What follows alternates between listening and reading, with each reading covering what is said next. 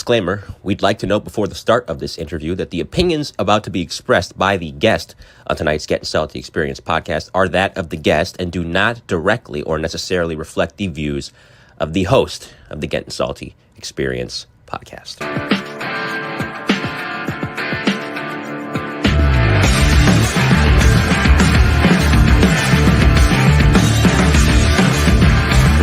Put the fucking fire out! You're listening to the Gettin Salty Experience podcast.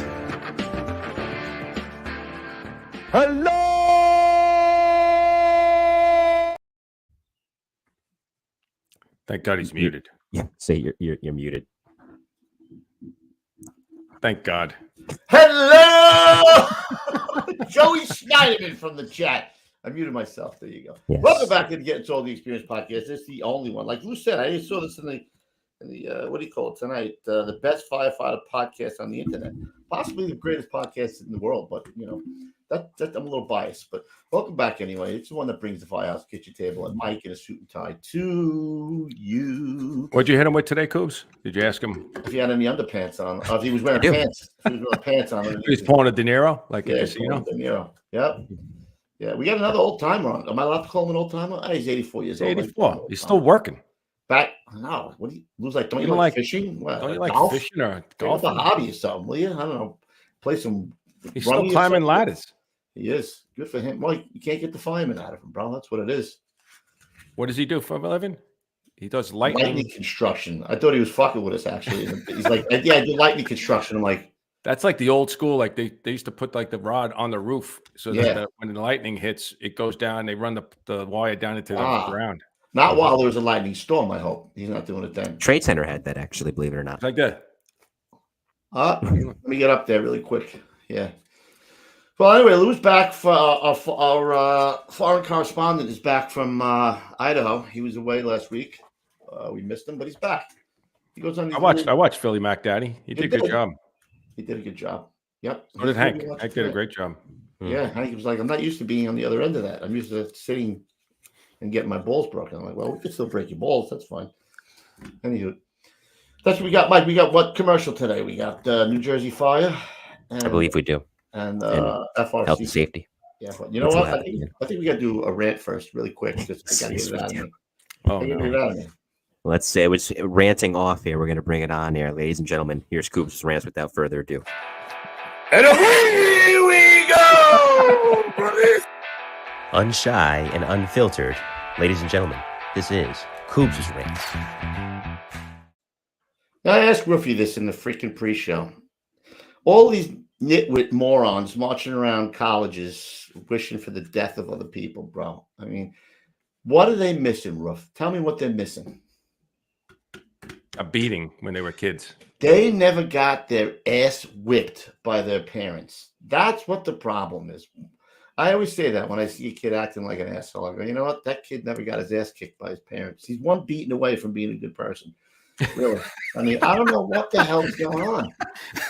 There's He's pissing. all- Beating away going from on? being a good person. Yeah, Well, I mean, look at well- Mike. Mike's mother used to just chase him around with the chocolate, right? With the thing, he's still afraid of it. Lou's mom used to hit him with the wiffle ball bat. My mother was a hell of a hair puller. Like, that's why I got no hair today. I firmly believe that. It's possible. So, It could have yeah. happened. One good ass whipping. And what brought this conversation was my son had to walk 4 blocks, and he had a little problem walking 4 blocks. I'm like, you give me how to do for 4 blocks? That's exactly what I said to him. Do me a favor. Go outside, unfuck yourself, and then come back in the house.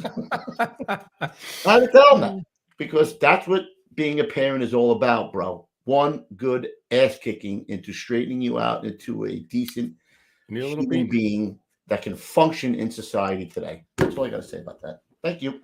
Thanks, Mike. You got it No out? problem. You feel better? Anytime. Yeah, this giant glass of vodka is going to Vodka. So Tony said, what are you guys doing over here? There's no more word of the days. Like, what are you guys cramping up? Because he was He must have seen the show a few times. Like, what you guys going? like, what's soft going me? on? So we had You to got throw some something pink in. Philly underpants. You don't drink on the show anymore or something. I don't know. So we got a word of the day for Tony tonight. Well, at least we got something because he hasn't seen any fire, obviously. So 3-2? No. 54 truck. Yeah, I don't know. Come on. Yep, he's seen a few things. But Mike, let's do the commercial so we can get Tony in here. And mind you, he's not German. He's Dutch. So don't call him German because he'll kick the snot Not out of Von. you. He's not a Von. No, Van Gogh. that's German. He's a van. He's a van. He's a Von and a van. Van is Van Dutch. Morrison. Right. And without further ado, on that note, from Van Morrison to New Jersey Fire.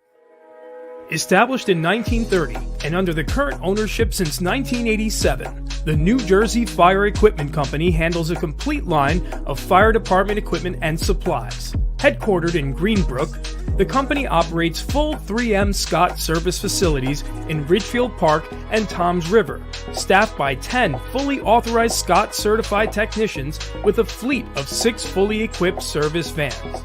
All New Jersey Fire technicians and sales representatives are active or retired firefighters, officers or chief officers, career and volunteer. They understand the business and the importance of their work.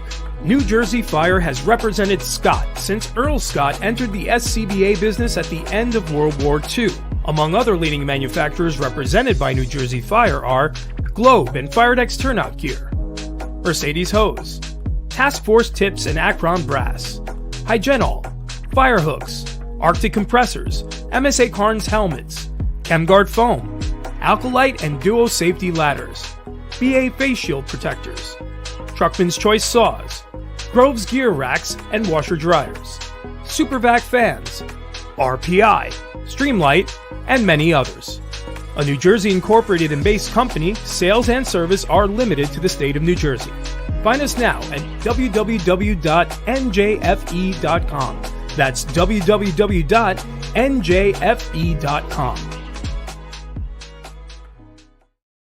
Wonderful. Excellent. My girl MJ is in the chat. Love MJ to pieces. She's our national anthem singer. So maybe we'll play the national anthem. You know who else is in the chat? Who? Darren Van Eck. Darren He's a Van. Yeah. He's not a Von. It's not Darren Von Eck. He's a Van. He's a van. He's Dutch. He's Dutch. Yep. Who would have known we had a Dutch? We're pretty. We got to ask Tony if he's wearing clogs. I don't know. He's going to check a lot of it in the back room. Got to check a lot in the back room. All right, look, bring him in here, bro. That's it. We're ready to go. I think we did. We got one more commercial. Let's later. You bring him in now. We'll do the Star Spangled Banner. You know, the national anthem, and then All right, come to the stage. get ready. You ready?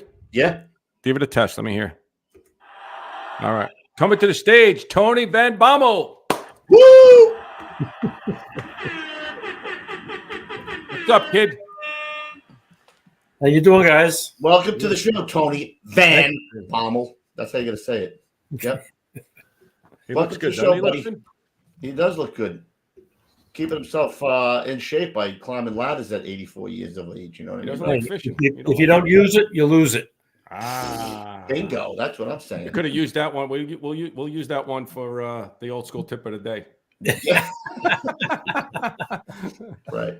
All right, Mike, let's play the national anthem really quick. Get it out there. Do it. Sure. Well, since MJ's in the chat, we'll play her version. She's the best. Love. Oh, say, can you see by the dawn's early light what so proudly we held at the twilight's last gleaming, whose broad stripes and bright stars through the perilous fight o'er the ramparts we watched were so gallantly streaming, and the rockets' red glare, the bombs bursting in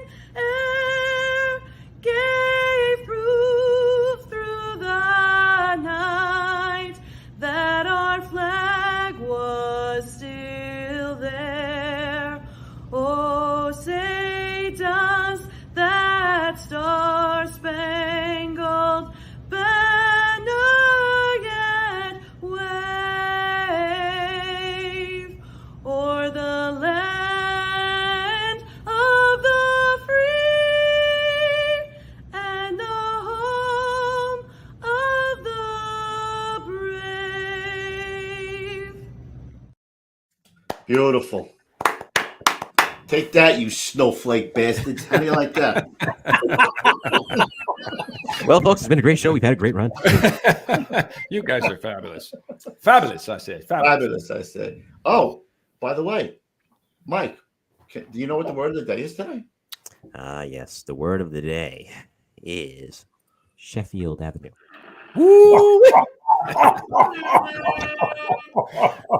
Let me do it again. The word of the day. How's What are you drinking there, Mr. Van Bommel? I'm sorry? What are you drinking there, Mr. Van Bommel? Just a local concoction, Jack Daniels and sweet vermouth. Woo! Manhattan. Thank Yes. you. Oh, where's your Manhattan roof? You're a big Manhattan guy. I did not really. No, you do the other thing. What's the other thing you do? old fashioned. Old fashioned. I'm sorry. You're right. Can you make a Manhattan? Can you make a shoe smell? Yeah, excellent. Beautiful. All right, Tony. I know we gotta set the Wayback Machine a little further than we usually do. So let's really crank the Wayback Machine. You ready? Let's go back to the early childhood of Mr. Tony Van Bommel. Where did you grow up? I grew up in Syosset. Give us a little early Tony Van Bommel, the childhood, your parents, your family, and why you got into the fire service. So I grew up in Syosset. I had a learning disability. So my parents were very smart. They fought the school district, and I wound up going to a special school in Manhattan for 2 years. Actually, I was dyslexic. And they squared me away. I came back out, and I went right into high school. Was not the best student in the world, but I managed, and I graduated. Prior to that, my dad was in the volunteer fire department. He was in the Syosset Fire Department. What year are we talking here, Tony? Give me. We're talking, let's see, in the early 50s. Sweet. Yeah, so he became a deputy chief, and we fixed his car up. They didn't have chief's cars in those days. The chief might have had one, but the deputies certainly didn't. And fixed his car up, and I did some work on it, and the siren button went in the middle of the dashboard where, as a passenger, I could reach it. Oh. Just saying. I'm playing the siren man. I was hooked.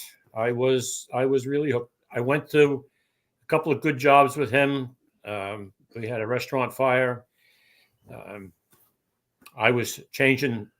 I must maybe 13 or 14. I was changing Scott bottles on guys coming out, changing bottles. Nice. Oyster Bay Fire Company rolls up, mutual aid. They went straight to the door into the bar room.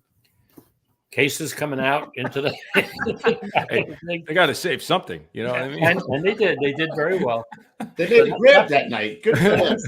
Kind of my introduction to the volunteer fire department. After all, it's protect life and property. And right? property. That's right. They saved quite a bit of stuff. Good for them. Face. So I was hooked, and I wound up joining the Syosset Fire Department. Out of high school, I joined the National Guard. While I was in high school, I had a history teacher that was a ranger. He was a major and still active. So he got us involved. Did my 6 months of training, came home, and joined the fire department. That was the beginning, and that was 1959. So I was in the Syosset Fire Department from 1959 until 1970. No, I'm an only child. Oh man, there you go. No, I'm an only child, spoiled rotten. What did your dad do besides? I mean, he was a volley, but what did he do for a living? My dad owned an oil company. He owned an oil company that I wound up working for, Abilene Oil Company in Syosset. Oh, rough. I was it was Oil Maybe not back then, maybe now, but not back then. Oil delivery and service. I wound up being a serviceman, oil burner serviceman. That was my profession at the time. That's a pretty good job. Yeah, I was doing okay. I was married. I got married very young, had kids right away. So it was work or die. And I got on the job through a fluke. There's a bunch of guys in the firehouse in Syosset. We had some really interesting jobs. I don't know if you ever heard of Columbia Corrugated Container. They had a huge factory and warehouse in Syosset, one of the industrial parks, right against the railroad, and it was in basically an industrial park. And I took my wife was learning to drive, so I said, "Great place to go. Let's go there and drive around. There won't be much traffic." Took her there, went past the building, came home. I was home maybe 20 minutes, a half hour. Pager goes off. Columbia Corrugated. How can that be? It was just there. I got in the car, heading for the firehouse. I looked in that direction, and there was just a huge column of black smoke. It was rolled paper, was what they used to make cardboard. And at the time, it was not banded. It was just the end sheet was glued. So this stuff is stacked on a railroad siding, part of the building, and the thing had a real high roof. It was 300 feet long and about 100 foot deep, and it like was just Star corrugated, Coobs, probably. I was just going to say we had a place. This was the raw material for making corrugated. Yeah, no, same thing. We had the same place by us. It's called huge rolls of toilet paper, but they were 10 corrugated 10 box. stories high. You know. Yeah. So we rolled up. I rolled up on the first engine. We took a hydrant in the cul-de-sac right by the building and stretched into the sprinkler system. I couldn't believe that this place was going the way it was going. We wound up being there for almost 2 weeks. I was going to say, we had fire company. We had companies there from the South Shore. This is Syosset. We had companies there from I'm sure from everywhere. Thing would be smoldering forever. Well, we finally got it knocked down, and they brought in equipment. And they started moving the stuff off the platform. This was like 2 days later, and they were building a pile at one end of the building, a salvage pile. This was on I think a Saturday was the fire. The following Saturday, the salvage pile goes up. Job security. Swing and a miss, he struck him out. Yeah. So it was interesting. We had as you know, Syosset Fire Department, we had a lot of good jobs, and I was with a bunch of the guys, and they say, "Hey, we're going to go and we're going to sign up to take the test for the New York City Fire Department." I said, "Okay, I'm in." That's crazy how it works like that, man. Yeah. We went in. We missed the 63 test, but we were able to sign up for the 64 test, and the 64 test got held until 68. It was a short list. There was 1,000 guys on the list. Wow. I almost didn't make it. I had surgery on my appendix. The way the surgical note was written up, it was something that they wouldn't take me. So I went in for my physical, my interview, and they said, "No, sorry, unacceptable." I went to see my surgeon. The guy was aces. He wrote a letter to the fire department, and I got called back in to appear before the 5-man board. There's, I think, 4 or 5 guys ahead of me. Every one of them was a city cop. Goes in, goes out. No, good. Rejected. Next guy, Really? rejected. Not because they were city cops, but because they had something happen to them, some sort of a problem that would not qualify them as firefighters. So I said, "Oh shit, I'm done. You know, this is not going to happen." I went in. They take the information I had, they passed it around, and they're looking at one another. And one guy says to the other, says, "Well, I guess we don't have a choice with this one." I said, "Okay, that's it. I'm done.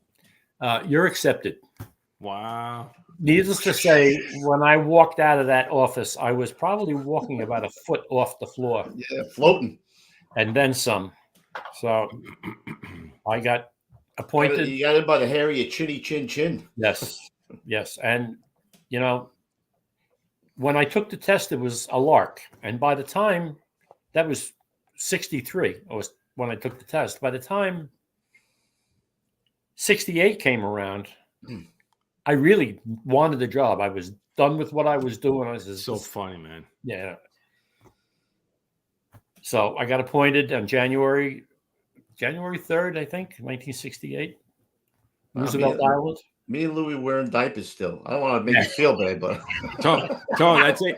I mean, we've had so many guys that come on that have the similar story. Like it's just like some guy handed him an application. His neighbor is my mother. Just a quick thing, and guys have heard this. My mother kept telling me to take the test. I didn't even want, I didn't really think about it, So I filed it. One of the last days you could file the test, and don't you know, like you said, like from the time I filed it, which was 87, to by the time I got on 93, I was waiting every time a class was made. Like as it got closer, I really wanted the job. You know what I mean? It's just so funny. Like I felt exactly as you just said. That when I first filed for it, I didn't even care about it. I would have never filed it if it wasn't for her. So just getting back to that corrugated box place. Oh my God! They come up to you and say, "So if I'm Bommel, so you were there 2 hours prior? Is that what you said?" All right. Where were you on the night of August 23rd? I see. Yeah. And then again, when you got to keep your eye on where were you again? I'm sorry. Your eye on them Dutch guys, Cooper. Yeah. You know what I mean? Well, I'll tell you what. We were hooked up to the hydrant. We were actually drafting from the hydrant because now when companies come in and they took hydrants here and a hydrant there and a hydrant there, vacuuming. We wound up having a pumper down in a block away, down in the sump where all the wastewater was going. And they were drafting in the sump and sending it back. We had multiversals up on the railroad tracks. Railroad was shut down for, I guess, almost a day. The Port Jefferson branch had multiversals, I think 4 or 5 of them up on the railroad track, firing into this inferno. And we finally got it to the point where we could get onto the platform, and then we had to put out the fires that were inside the railroad cars because there was rolled paper in a bunch of the cars. The engine that I was on, my company's engine, the emergency company, that engine pumped at that hydrant for, I think, maybe 3 days straight. I think the middle of the second day, they shut it down, dropped the oil, put fresh oil in it, fired it back up, and pumped for another 15, 20, 30 hours. Tony, we used to say if Star Corrugated came in, we would turn left. Like if it was to the right to go to Star Corrugated, if that was on fire, turn left. The only thing that they had a thing where all the paper was stored, like a fusible link type of door, that if it went, these gigantic doors would fall down and the entire room would fill up with foam from the floor. And it was 4 stories, Coop? Yeah, it was huge, man. Maybe 5 stories high. If anybody gets stuck in there, they're done, bro. And they said that the high X foam would fill that up in a couple of minutes. I don't remember what the thing was, but it looked like, it had to be 1-story toilet paper rolls, right? It was they were just huge toilet paper rolls, like stacked on top of each other. Yeah, they look like King Kong toilet paper rolls, stacked on top of each other. That's exactly what it was. That's huge. A good analogy. Listen, when you got on in 68, do you remember what the starting pay was, Tony? Oh God, it wasn't a lot. I don't remember exactly, but it was like maybe $800 to $900 every 2 weeks, if that. Wow. You were living La Vida Loca, huh? Look at you. You could get by on it. It was. Were you doing the oil burners on the side at that point? Well, I always. So I had 3 kids. Actually, I had 4 kids. I had a daughter that passed away at 9 years old. While I was working at. So sorry. 1032. So my wife was a stay-at-home mom. She had to take care of the kids. So I worked in the firehouse. When I got out of the firehouse, I went and did oil burners, or I drove an oil truck, whatever. It was not because I wanted to. It was a necessity. You have to do it. When you're a single breadwinner. Yeah. And all my kids survived. My 2 boys. Yeah. My right hand man, which you have spoken. Johnny boy. Donnie is my youngest, and John Boy. John Boy, yeah, and he got the bug. They used to come in and ride with me, but it was what you had to do. So the hardest part for me was the time spent in Proby school, because that was 5 days a week. Right. So you couldn't work. Right. So I couldn't work. Yeah. I remember watching my father, Tony, because I was one of 7, and my mother wasn't working. So I'd watch him go from the Firehouse. Then he did plumbing, and then he owned camera stores too. And I'm like, what kind of life is this, man? The guy is like always working. And then all of a sudden you wake up and you're like, holy shit, that's my life. I go from one job to the next. How did that happen? You do what you have to do. That's what it is. Yeah.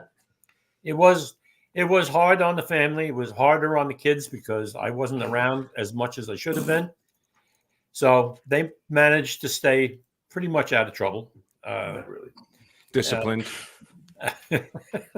See, I guess and your wife probably gave a good beating, like they should get every once in a while, right? Wooden spoon. Wooden spoon, Johnny boy. Yeah. She was tough. It was a good life. Mm-hmm. I loved the job. I loved fire. Like I said, as a Syosset fireman, we had a lot of good jobs. I had a crew of guys that we would be the first out of headquarters. We would be on the first engine. We were all lived close enough that you could count on 3 of us, sometimes 4 of us, to be on the crew that went out. And we were not city guys, but we understood what had to happen to put fires out. And I learned very quickly the value of a mask, which I tried to, when I got on the job, getting a little ahead of myself, but on the job in 1968, if you were first due engine, first due truck, you didn't wear a mask. Right. I never could figure out why.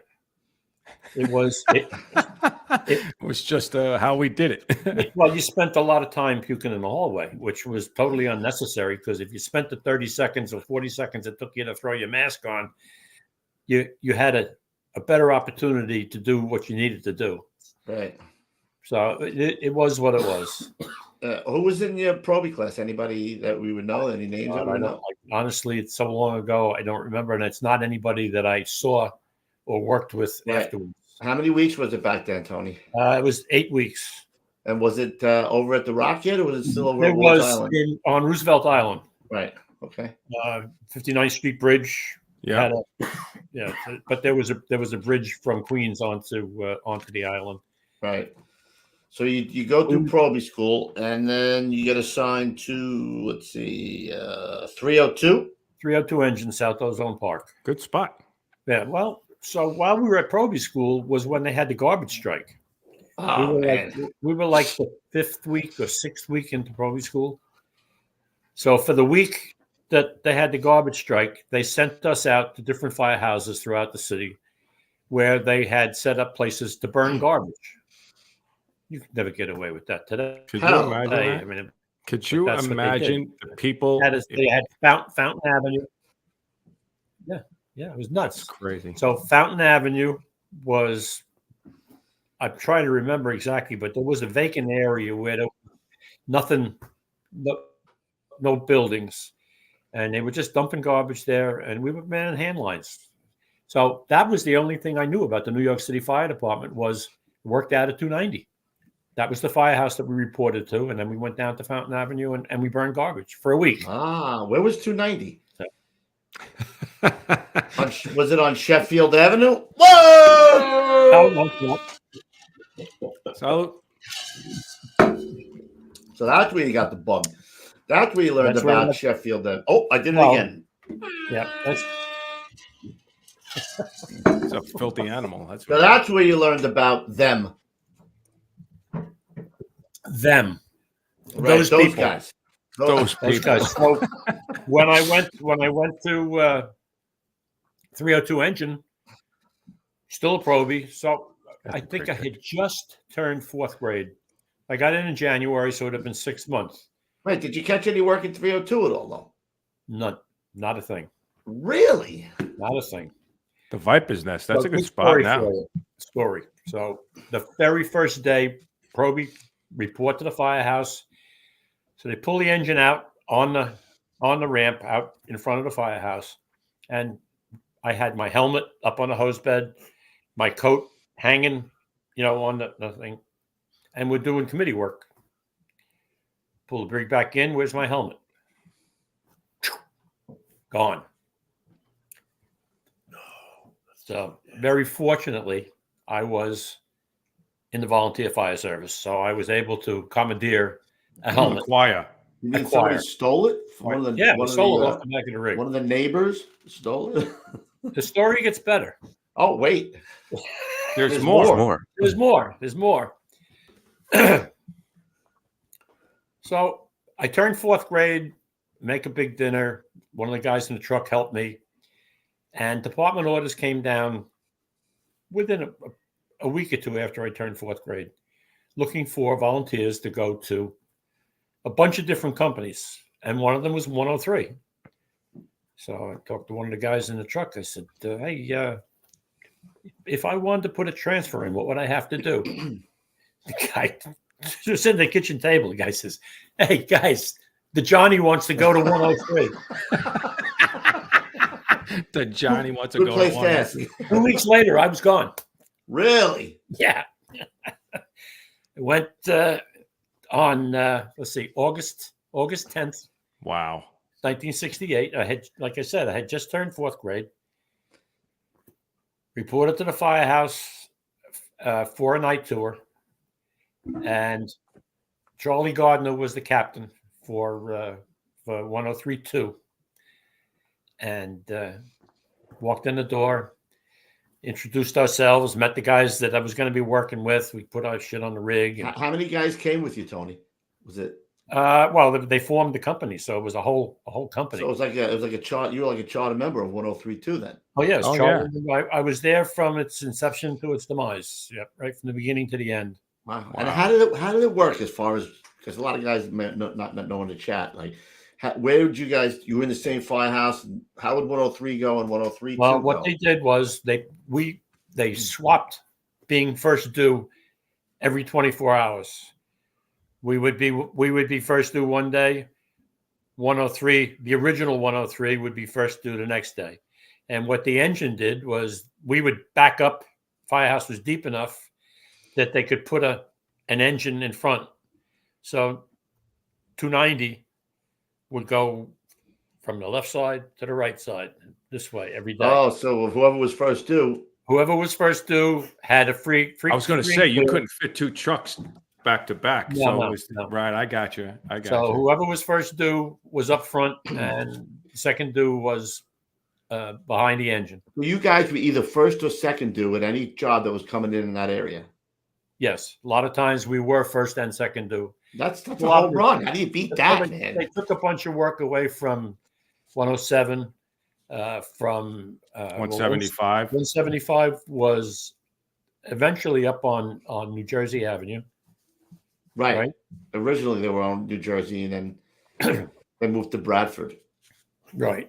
Well, when I was there, they were on New Jersey Avenue, Right. in the old single house. Mm-hmm. Right. Yeah. So, Was there any animosity, Tony? When you guys well, got I was gonna ask we that. were not exactly welcome. Well, didn't have open arms for you over there?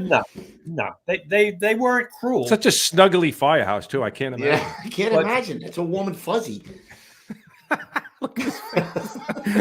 Basically, we were taking work away from them, and they were not happy about it. And I can understand that. It was, but this is what the city decided was going to work. And now you got 3 companies in that firehouse, and 2 years in a row, we did over 9,000 runs. I was going to say, in the end, you guys there was enough work for everybody. Oh my God, it was nuts. Absolutely nuts. You never worked a tour without.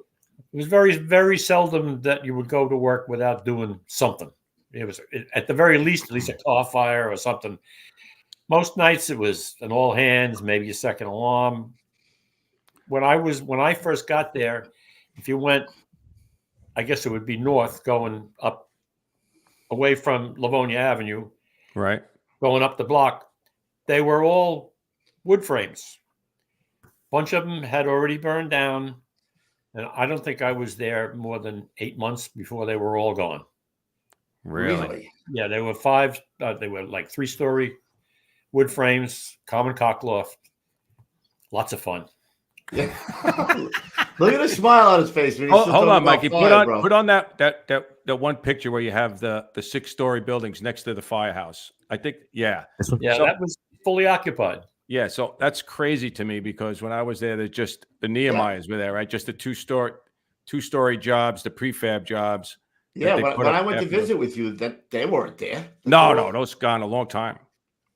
In fact, the only 2 buildings that were on the block before they even built the Nehemiahs, I don't know what year that was, but was the 2 buildings that are still right across the street from the firehouse. They're two Two-story brick buildings. Correct. Yeah, they were like two-story buildings. 4-family house. Right, correct. Look at that, man.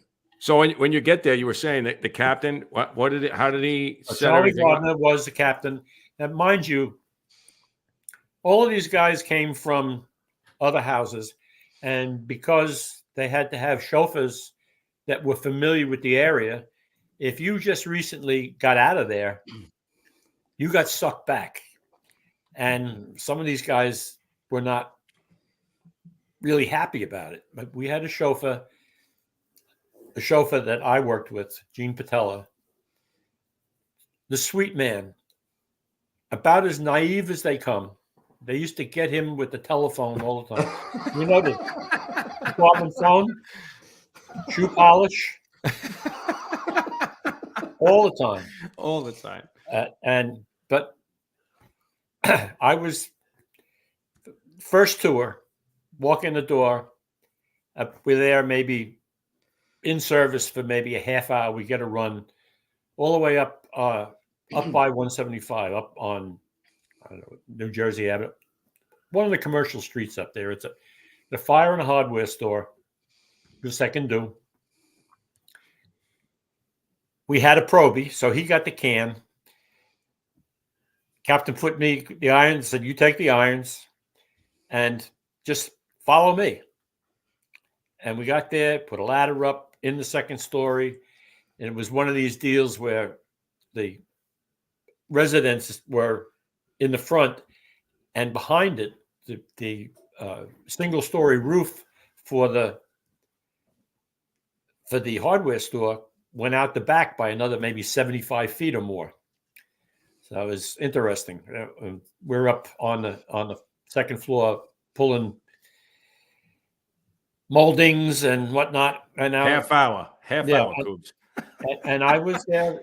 That was my first taste of anything with the New York City Fire Department. Because when I was within 302, we never had a job, nothing. Really? I can't believe that. You did. Yeah. Yeah. Wow. Where were some of the guys from though? Transferring in there, you have guys. Most of them were from Long Island to that area. You know, maybe. I mean, what companies were they from? Oh, I don't remember. Trucks, a lot of truck guys. Yeah, so the guys that were the chauffeurs that they brought in for the truck for 1032 were all guys that were truck chauffeurs. Some of the other guys, as I said, I don't remember exactly what they did. Some of them were not happy being there. I couldn't have been happier. Why weren't they happy being there? Were they? Because they probably had been working in that area for the last few years, getting their ass handed to them, and they had gotten out, probably found themselves a comfortable house out. Oh, and they pulled them back, and they sucked them back because they knew the area. Ah, I see. You know, so were you guys allowed to work mutuals with 103? And that didn't happen very much. You could. But yeah, there was no 24s or anything like at that time. It was so you working straight to us, and still riding the back step over there. Riding the back step. We had our regular rig was a 1938 American LaFrance. It was a 1956 American LaFrance 85. That was awesome. Killer. That was great. Oh, no, it gets better. When that rig broke down, that's when we got the 1938 wooden 75-foot ladder. That's was fucking awesome. That was the spare that we got. What's the one that you show? What is that? No, what's the other one that you were showing, Mike? Hang on, let me go back to the other photo. That says This- 1937 Seagrave there. What does that say there, Mikey? You just had that picture No, up. that was he was showing a picture of the tower ladder. What's the one that you just had? I Before mean, that? the rear mount. Hang on a second. Is it this one? No. The one you just showed before that had the whole 103 where Louis was saying, this yeah, one. that. Yeah, that's a rear mount. That was 1970. That was the first rear mount in the borough of Brooklyn. It may have been the first one that was sent out to work. Our regular rig broke down. Our 1956 American LaFrance broke down for the umpteenth time. Yeah. I came to work in the morning, and this is sitting in the firehouse. Who did the front like that? That looks sweet, man. I love that. One of our guys had a talent and did the front up. That's great. I love the little 103 with the 2 next to it. Yeah, like 26 had the same thing. That little 2. Well, that was the city did that. Yeah, right. They did that. But the wooden tower, the wooden 75-foot was a scream. That was. So, long story short, I'm there a month or so. I'm a 4th grade fireman, and I said to the captain I'm watching, I said, if I wanted to tiller, could I learn that? You want a tiller? Get up there. I found a home. You loved it. I did. I loved it. And I caught on really quick. Gene Patella was the chauffeur. Now, you would think, I didn't know the area very well. So you would think as a chauffeur, I'm sure both of you drove, right? Yeah. Going down a road, and if you're going to make let's say a right-hand turn, You turn it left. you're going to get out into and you're going to you make a wide turn. Yeah. Not Gene. No. He didn't have anything behind him. There was nothing behind him. He was driving a car. And so I learned really fast to compensate for what he was doing. And once you understood what was going to happen, of course, you didn't know when he was going to turn because I didn't know the neighborhood that well, but there was some little hints along the way sometimes. And I can honestly say in my career, and I drove up in the Bronx for years. I drove in Brooklyn for probably, we were there, 4 years, 5 years. I drove from 1970 to 74, so 4 years. And I can honestly say I never hit anything unintentionally. Huh. Unintentionally. I like that. That's good. Does it include trash cans? There's a story. There's a story with that down the road. We'll get to that. Hey, Tony, I wanted to ask you, this is when things were really starting to pick up in the city, right? Going into the toilet. Was there a vacant, when you got there the first day, when you drove to the firehouse, do you remember like looking at just nothing but vacants, or was it mostly occupied at that point? Actually, everything on Sheffield Avenue. Whoa, wait a minute. Nice job, Tony. Nice job. I was getting a little dry.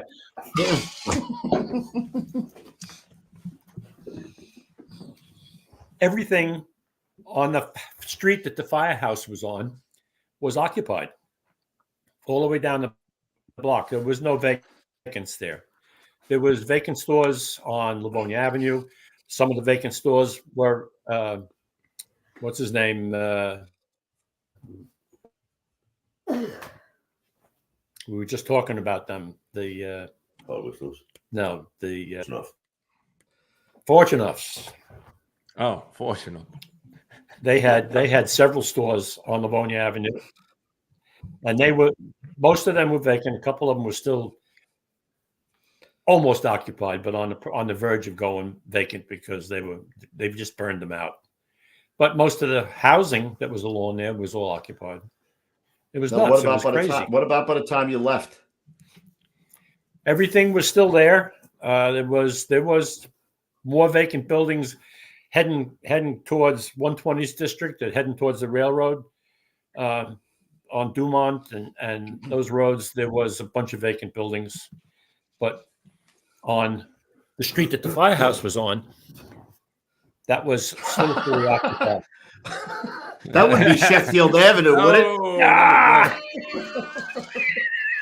Hey, Tony, I wanted to tell you. I missed this game. When I got to 290, and I started looking at like all the file in the file cabinets and all the fire records, right? So this is 2002, and you would pull out a building folder, one building, right, on wherever it was, on Hendricks or where any of those buildings over there, Vermont or any of those buildings.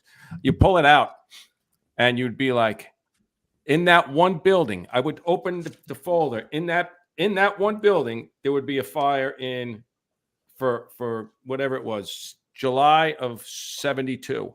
The 13th. Then it would be August 5th of 72. Then it would be October 14th. There was like a fire in each one of and then you put that folder back, you pull out another folder, and it was just the same scenario. Like it was just, you would see these fire reports. I would show the guys, it would be like three floors of fire, right? Using 2 and 2 and the chief and the squad. Like whatever I did with squad 4 was with 283. I forget.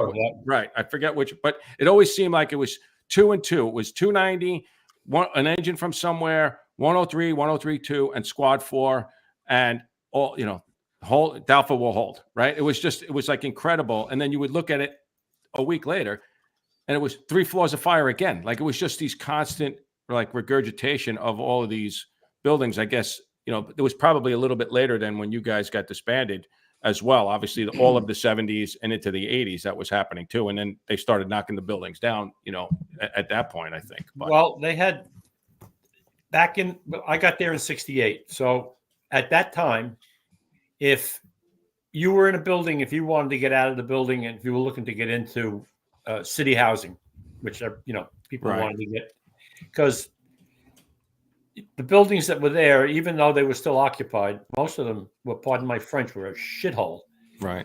And people wanted to get out, and you can't blame them. So the city, in its infinite wisdom at the time, said, okay, so we're going to put you on a list for city housing, and it may take 3 or 4 years before you come to the top of the list. Then unless you burn yourself out, then you go to the top of the list. What he said. What he said. What he said. He's a fuck smeller. How many times did you roll up and see people with all this shit on the curb? No, it was very telling because we were out all the time. So we'd be up and down the streets, and you'd roll past the building, and there'd be a U-Haul truck parked in front of the building. That's incredible. You knew goddamn well that you were going back there that night. You were going, no question, you were going back. It was that like obvious. The truth, like that was absolutely. that obvious. That's crazy, man. If there was a U-Haul or a trailer parked in front of a building, you absolutely knew you were going to go back there that night. That is insane, bro. That is crazy. We had a job. I was very, very lucky because we rolled up on a building and we get upstairs, and in this apartment, I think it was like on the 3rd floor. If you came in the door from the hallway, you came into like a kitchen living room, and the bedrooms were in the front.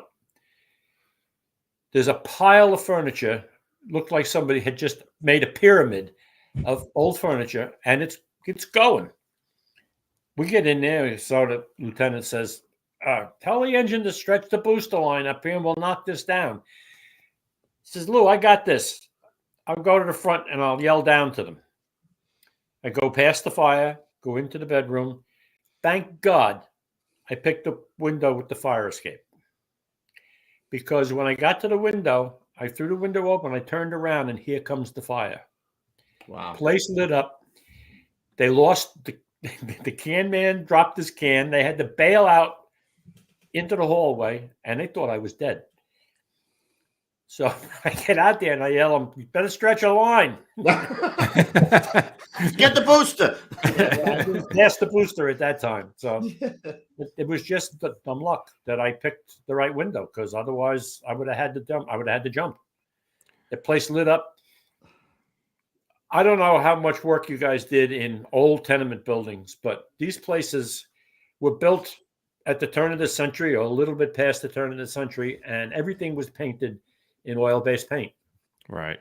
Layer after layer after layer after layer. So when one of these places lit up, there was lots of fuel on the walls. I mean, we came out, if you crawled through a building, through a job where you watch the fire dancing on the ceiling, right? And you're crawling in. When you came out, you looked like somebody hit you with a paint can. It was just covered, speckled paint. Your helmet, your That's coat. funny you Everything. say that because that happened a few times where I felt like I could see the paint dripping off the wall from the heat. Actually, yeah.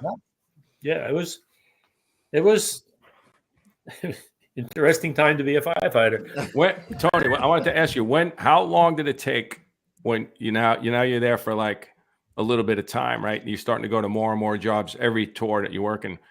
You start to get more confidence. How long do you feel like you were working there where you were like, you know what, I got, not that you were cocky. Yeah. I mean, I've been to some work here and I feel confident in what I'm doing, It took probably 4 or 5 months, but in those 4 or 5 months, I probably hit 30, 40 jobs, multiple alarms, all hands. 30, 40 jobs in 4 months. Yeah. It'd take you 5 years to get 30, 40 jobs today, man. We still had the 56 LaFrance had the shops put a wooden canopy over the driver and over the 2 jump seats in the back, and they built a wooden canopy over the tiller. That was our regular rig. I had a very good friend of mine. We were firemen together in Syosset. He and I always on the first due rig, hit a number of jobs together. So Frank wound up going, before I got on the job, wound up getting hired by the Garden City Fire Department, and they sent him to the Rock for training. So now, a year later, I'm on the job, and we probably at 103 for maybe 5, 6 months anyway. And I said, Frank, talk to the boss. I said, can I bring somebody in? He said, sure, bring him in. I said, Frank, you want to come in and ride with us? Oh, yeah, okay, come on. We'll come in. So I'm tillering. He's hanging on the side of the rig by me at the tiller. And so we go out the door probably maybe 6:30. It's a night tour. At the door around 6:30. And we got back to the firehouse at probably about 8 o'clock the next morning. Jeez. That night, we did, I know, at least 2 second alarms, a third alarm, and probably 2 or 3 all hands. Wow. Bouncing from job to job to job. I was a smoker at the time. We knock a job down and go up on the roof by the bulkhead door, take a blow, and I'm looking. Column of smoke here, column of smoke there, column of smoke there. Crazy, man. When we got back to the firehouse, What road is that? Sheffield Avenue Oh! was fire trucks from one end to the other. There was probably 4 ladder companies and 5 or 6 engines parked on the street by the firehouse. All relocated companies. During the night, I happened to be on the rig. We were going from one job to another, and I hear the Brooklyn dispatch calling, any available unit in Brooklyn. That's crazy, man. Wow. Nothing but crickets. No response whatsoever. No response. Today you'd have 300 companies trying to get on that. Yeah. It was nuts. And Frank, when we got back to the firehouse, Frank said, "You're fucking nuts." You're nuts. You gotta be nuts. With me again. That's crazy. Hey, Man. somebody wants to know if you worked with Fred Gallagher at Line 103 before he came to Captain Rescue 2. And Tom Neary as well, someone asked. Yes, I worked with Tom Neary. Worked with Frank Posa. And worked with John Vigiano. John Vigiano, when we got there, was the commissar for the house. And John was the fireman that everybody wanted to be. John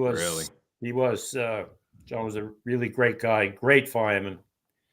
Some of the stories that he told us, from the companies that he was in before he got the 103. Some of the shit he had already had a couple of rescues, and yeah, John was a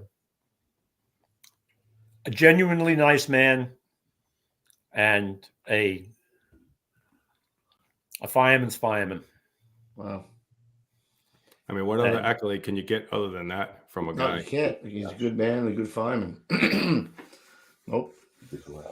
So tell us about the legend of Frank Posa, because I hear the name Posa. Posa was a big guy, another really nice guy. He was in the truck. He was in 103 or 103.2? No, he was 103. And they there was always an undercurrent of animosity between the two Always. because wow, we were taking work away from them, and it was they resented it. Even after all that time, after 5 years, Well, like even though it got better as we went along. At first, it was obvious that they were. Yeah, right. It wasn't horrible. They weren't, but the undercurrent was there. You knew that it was there. So we're finally got rid of our 56 LaFrance, and they brought us a brand new Seagrave rear mount. I pull up to the Firehouse. Again, I brought a volley in with me. Guy, Frank Oliva. He says, "Come on, Frank, come ride with us for the day." Walk in the Firehouse, and here's this brand new rig sitting there. And I said, "Oh, wow." So, filled us in what was going on. I was driving. And they had put everything back on the rig, on the new rig, with the exception of the ladder pipe. That saved the rig. We had a job up near 175's quarters, but off to the if you were going up to the Interborough, off to the left a little bit. It was like an industrial area. It was a 5 or 6 story industrial building. Ooh. We wound up there first too. No engine, nothing. We're there by ourselves. Other companies are coming in. A lot of smoke. Put the guys that get off the rig, you go in to force the front door. Put the ladder up to the roof. And by the time, and these things were quick. A Seagrave was quick. By the time I got the ladder to the roof, I looked at it to say, I said, "Ain't nobody going up there." By the time I got the ladder back down into the bed, there was fire blowing out every window in the front of the building from the ground floor to the roof. And it wasn't just licking out. It was coming out of the window 4 or 5 feet before it started to curl up.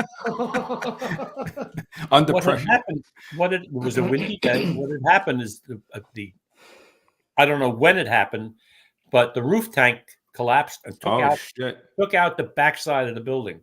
So now the wind's blowing into this thing right through like a hurricane. Now at this point, I have 175 at the intersection. I'm in front of the building. There's 175 is down the street at the intersection. They got their ladder up. They're a tiller. They got their ladder up, and they're just getting water on the ladder pipe. I got 3 cars in front of me, a cop car and 2 civilian cars, and I don't have a choice. If I'm getting out of there, I put the bumper of the rig against the first car and just started pushing. And I pushed the whole thing down the street. It past the front of the building till I could get around the cars. I pulled down the street. I parked. I ran back now.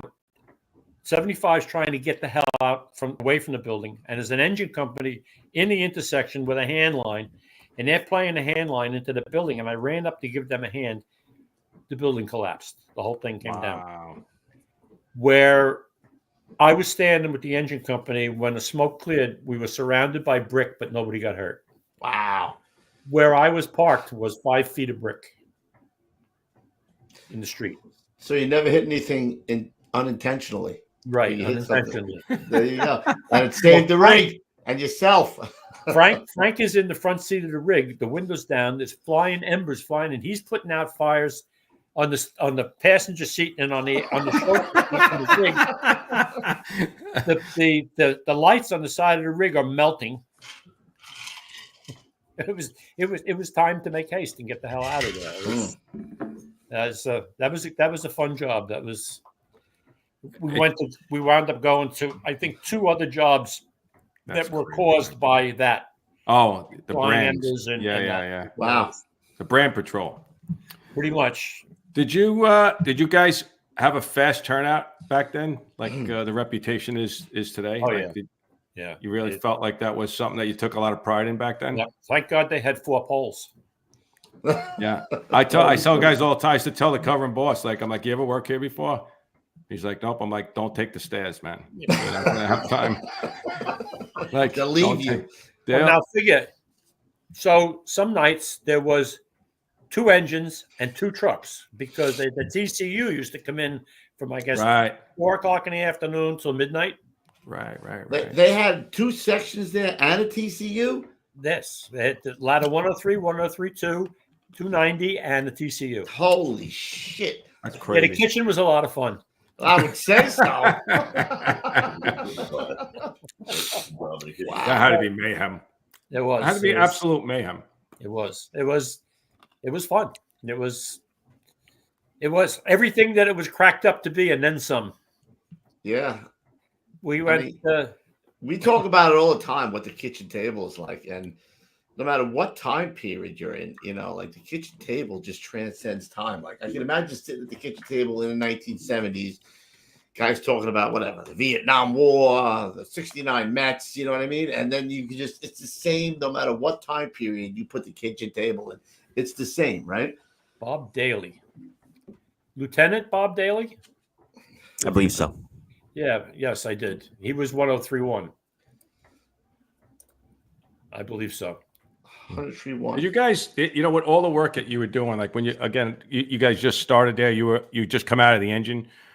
Were you guys, even though you're doing all this work and all this running, were you guys drilling a lot? Do you remember, like drilling all the time? We didn't know what a drill was. You didn't know drill. what a drill was. It was most times there wasn't a lot of time for drills. That's what I mean. Like We were it out- wouldn't have been time. We were out running. I would say probably once in a while we did, but not so much. You were learning The drill as was you the were next going. fire you went to. Yeah, The next pretty much. 5 fires you went to in 2 days or whatever it was. We were out with 290 one morning. We're out on Sutter Avenue, one of them, and we're going down the street. And all of the boxes, the handles are all hanging out because they had been pulled numerous times during the night. So we're going around rewinding Setting boxes, them. Yeah. putting them back in service. And we're looking at one of the buildings that was still standing, and we see, oh shit, there's a fire in there. So we go roll up in front of the building. We go in, 290 stretches a line. We got 2 floors of fire in this thing. You just stumbled across it. Just stumbled across it. So 290 knocks down the first floor. They come up, they knock down the second floor. We overhaul, we go back on the rig, and then we tell dispatch, oh, by the way, we just had a job on. You don't even say nothing. Yeah, right. It was, but we never even told them that we were at work. We just went in and did what we had to do. That was One engine, one truck for 2 floors of fire. Right. So That's crazy. lots and lots of fun. If you had to pick, and I know it's probably all kind of very mishmashy at this point, which year was out of the 5? Did you feel like the work was building, or it was better early? And I would say 69 and 70, maybe 71 were the busiest. That was pretty much nuts. When we first got there, if you went down to New Lots Avenue, everything south of New Lots was junkyards. right. That was. We'd get a job in there to be a 5-story car fire. They would take the cars. We still have big junkyards there. They still have the junkyards. Some, not all, like it was, but it was. It was nuts, and yeah, it was basically they were burning the city down. I would say that when they instituted, they stopped the business with if you got burned out, you went to the head of the list. That slowed things down somewhat because all of these fires in occupied buildings it was because Joe Blow wanted to go to a new place, so I'm just going to light my apartment up and screw the neighbors. It's kind of sad, but that's the way it was. That and the landlords at that time, there were no regulations. They could claim whatever they wanted, the worth of the building, burn it out, and they would get paid top dollar for some shithole. I forget who said it. So we had somebody on the show that said that. So think about it, if there was 6 apartments in that building, and then this guy burned his place out, right? And then the next guy burned out his place. Before you knew it, that's how it all started. Was because then nobody wanted to live in that building because they weren't fixing that apartment up. No, and then the landlord would end up burning the whole place out. You know what I mean? It was just a cumulative effect. Yeah, right, exactly. Yes, and eventually, most of the buildings that were between Sheffield Avenue and the railroad were 90% of them were vacant by probably 1971. Wow. Well, where the wood frame buildings were, they built projects there now. Actually, yep. They built 4-story brick buildings. Correct. Now, I was there from 68 to 74. In that time frame, they burned down the wood frames. They built the 4-story brick buildings. They became unoccupied because the natives tore them apart. In 5 or 6 years?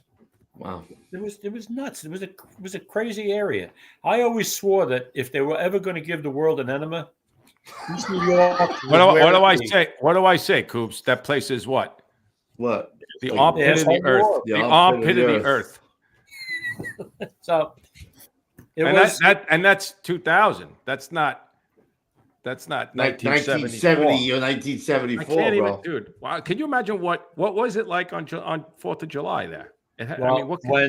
When they had the riots, when Martin Luther King was killed, we were riding with a police escort, had a shotgun in the front in the cab with us. When I was tillering, we were down on New Lots. It's a good story. Down on New Lots Avenue, we pull up to a box. I'm parked right alongside of a phone pole. And the lieutenant's out winding a box, and I hear whack, and I get showered with splinters. Holy shit, they're shooting at us. Come on. Yeah. So lieutenant jumps back in the ring. And off Hell yeah. We're down there, and the dispatch calls him and said, "What's the status of the box?" He says, 9-2. Go back to quarters. We have a job for you. We get back to quarters, and we got a job. Other companies are out. 103-1's out. 290's out. The job in the building right next door. Now, there was a couple of guys hanging out in the firehouse. They had gone in, and they did whatever they could, a quick search. I get up. I get into a bedroom, right-hand search. I go in, I get to the window, take the window out, turn around and come back, and I swept under a crib, and I got one. Really? And went out into the hallway, mouth to mouth, chest compressions, and that was my first Class A. That was a very neat feeling. That was hell yeah. Dumb luck. They had tried to. We say right place, the right time. Right place, right time, man. Exactly. But you have to execute. You know what I mean? Yes, you do have to execute. You got to play the game. That was good. Wow. And we had you could if you would have got shot in the head, you wouldn't have been able to pull that off. That would have really put a hurting on the That day. would have put a hurting on a couple. 2 people wouldn't have made it that day. You know? Swing and a miss, he struck him out. Swing and a miss, he struck him out. Yeah. That was nuts. It was a nutty time. It was crazy. They get a good story for you. the kitchen, right? So if you came in the door from if you came up the stairs and you went to the second door in the kitchen, right? The TV was in the front corner of the building there, and there was I think a couch and a couple of chairs there. We had a police officer that used to come in, would take his gun belt off, lay it on the floor, flop in the chair, and spend a couple hours there. That's okay. But if you're going to do this, you come into the firehouse once in a while, bring a cake. Yeah. Something. Nothing. So Nada. some of the guys are pretty pissed. And this guy's in the chair, sound asleep. Uh-oh. So That was the first mistake. Takes his gun out of his gun belt. Another guy takes a bottle of ketchup all over his chest, lays down on the floor, and they throw a cherry bomb into the kitchen. Oh my God, that's freaking great. We never saw him again. Holy I'll shit. bet. That's a freaking great story, man. Never Oh saw him my again. bro. God. So, yeah, it was. I came in to work one morning, and the front of the firehouse is black. The windows are out. Somebody during the night tour had left the French fryer, big pot with the hanging basket, on the stove. They came back to the firehouse and it was rolling out the windows. Was it always a shit pit? Somebody did ask that earlier if you were working for the 103 kitchen fire in the chat. I wasn't working for it, but I was there the next morning. Wow. Yeah, it was. So when did you It was start? under the heading of shit happens. It just Yeah. when you're that busy and you're trying to cook a meal, and it was an honest mistake. You forgot, Yeah, no doubt. and it was fun times. When did you guys start hearing rumblings that they're going to close 103.2? Was it? Did you have notice or? We heard that something was happening, and then the city, in its infinite wisdom, said, "Well, they're only working because they're available." I haven't figured that out yet. No. How that works. We were creating our own work by being available. Oh, I see. That must have been the Rand Corp who gave that information. I don't know how it was, but anyway, I got sent to 328 engine in South Ozone Park. I mean, so when did you find out? How long of a notice did they give you? Only maybe 3-4 weeks. Did you get to pick where you wanted to go, or? Well, you could put in for something. I didn't get where I wanted to go. I was looking to go to Jamaica, but I wound up in 328.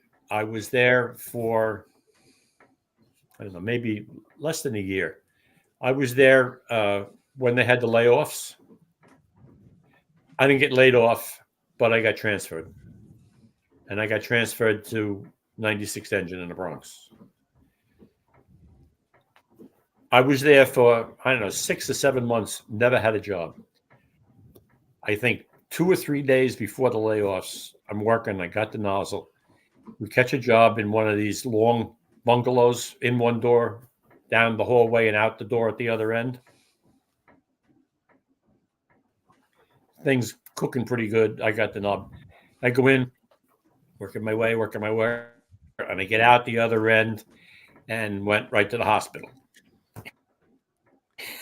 It was pretty I didn't hear what you well said. burned up. I didn't hear you. And You got I burned was up. on medical leave for. I said I got cooked. I got pretty well burned up. Nothing serious, but I got some time off for good behavior. And while I was on medical leave, the layoffs came. I didn't get laid off, but I got transferred. And on top of that, I had a full vacation. So I was the mystery guy that used to show up at 96 engine every 2 weeks to pick up my check. Who's that guy? I don't know. I think he works here. He works Not sure. here. Yeah, right. Well, I had a full vacation, so it was like 5-6 weeks. Who Plus was the it? medical 96 in? Were they by themselves or they with somebody? Well, 96 and 54. 54. Oh, 54. 54 Okay. truck. Yep. Those guys are Well- running their ass off now. I mean, Well, we always ran. We always Yeah. ran a lot. I could see. When I was in Proby school, we used to pick up one of the training officers, a lieutenant. I don't remember his name. Hell of a nice guy. But he said to us, he said, the job is a great, great job, and it still is a great job. He says, but by the time you've got your 20 years in, it's not going to be the same job that you signed up for when you got on the job. And he was right. No truer words have ever been spoken, I don't think. Yeah.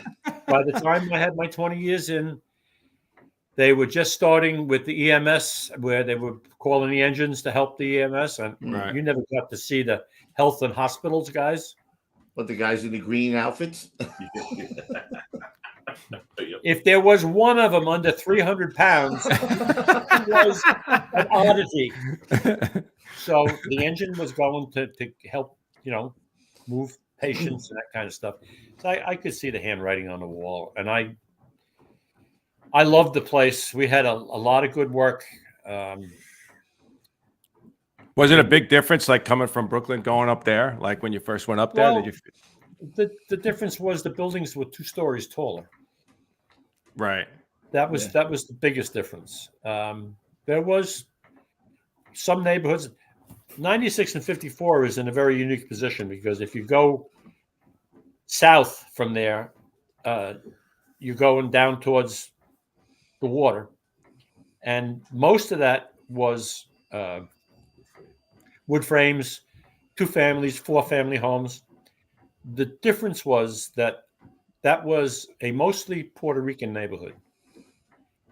Most of the buildings were owned by the resident landlord.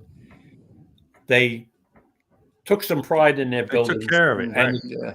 and if they had a problem with a tenant, they took care of it. So we had a job. A place called Academy Gardens was a 5 or 6 story buildings. They were built between 2 blocks, but they were built between Soundview Avenue and I forget the avenue on the other side. But there was 4 buildings, 4 or 6 buildings, and all the doorways faced inwards to the courtyard.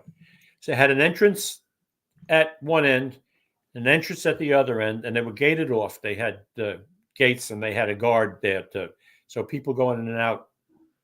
You didn't have a lot of mutts going in and out. We catch a job. It was like on the 3rd floor.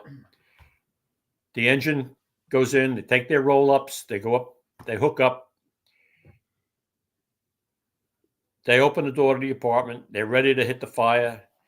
They go to open the nozzle, and the nozzle won't open. They got a brand new Pyrolite nozzle on the end of the 2.5. Now, I'm a truck chauffeur. I'm out parked at the end of the street. I'm coming in, I got my pike-headed axe, going in, I go up the stairs, I get to the floor they're on. The only sprinkler it had was in the stairwell. That's what the sprinklers were. Sprinklers going off. Everybody's soaking wet. They're putzing with the nozzles. Guys, what's going on? I can't get the nozzle open. Now the line is charged. Says, what do you mean you can't get it open? Let me see. I grabbed the bail and I'm like this, and the bail came off in my hand.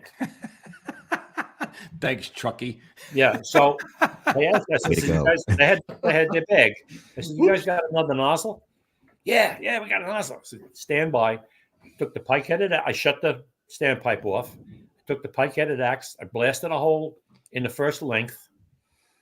Took the pressure off. They were able to uncouple that and put the new nozzle on the 2 lengths that were left. And they went in to put out the fire. But by that time, these buildings had all been renovated, so they all had drop ceilings. The fire is now in the walls and up to the roof.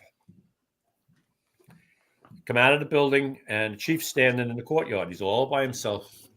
He's like this, looking. I looked at him. I said, "Chief, do you like a tower ladder in here?" He said, "You can get a tower ladder in here?" I said, "I can try." So I went out the gate, went down. By now, this time, it's probably a 3rd alarm, and there's companies parked everywhere. Right. I was able to take the rig and go up on the sidewalk and go down the sidewalk 2 blocks and turn off to the far end of the building, and there was snow on the ground. There was just enough room between 2 parked cars for me to fit. I pulled down. There was a supermarket on this side of the building with an old telephone pole that wasn't holding anything. It was just a big old pole that had been there forever. I pulled up. I backed up so I could get lined up with the hole. I didn't realize at the time, but I knocked the pole down.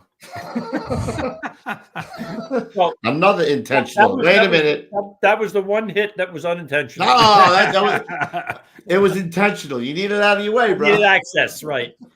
And I blasted over the snowbank and through the fence. The fence, fortunately, was not wrought iron; it was aluminum.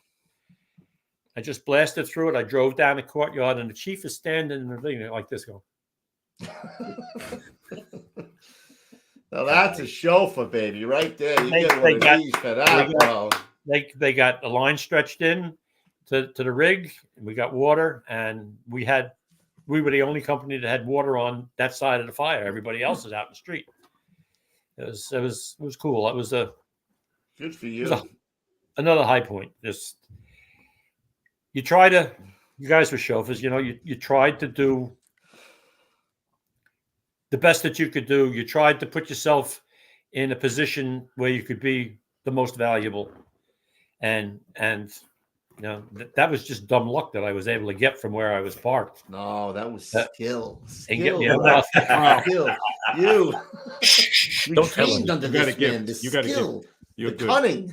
The cunning, the instinct. The instinct. It was the acumen. Just dumb luck. I was able to get in there, and we so now we had a tower ladder on the backside of the fire. Let me ask you the biggest question between Brooklyn and Bronx. How do you downshift to the you're first, dude. Go ahead. No, don't worry about it. No, you're on the ticket first, dude. We didn't have that problem. We ran in with 48 truck, which was the other side of the creek. Mm-hmm. They had to come up on the Bruckner Expressway. We ran in with 47 truck. Basically, 82 was and 31 was north of us. We didn't really run in with them very much. They would come in on a multiple. Ran in 58, 45. Was it the same type of turnout, Tony? I'm sorry? Was it the same type of turnout, do you feel? Like the guys were the same way? Like it was... Yeah, we there was no monkeying around. We got a call. We were out and gone.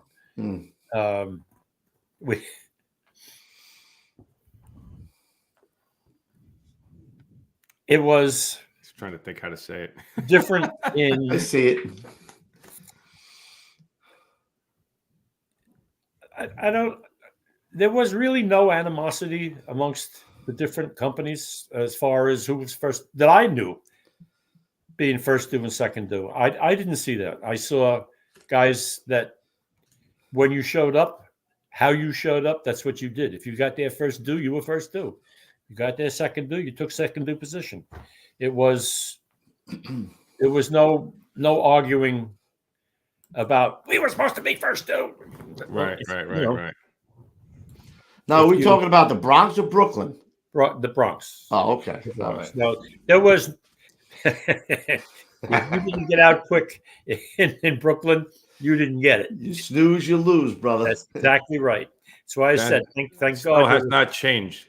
I'm sure. Thank God there was 4 pole holes in that house because at 9 or 10 o'clock at night when the bells rang, you had 20, almost 30 guys. Wow, that's true. Think about that. Yeah, You had a lot of guys going. And one engine, 5, bro. 10, 15.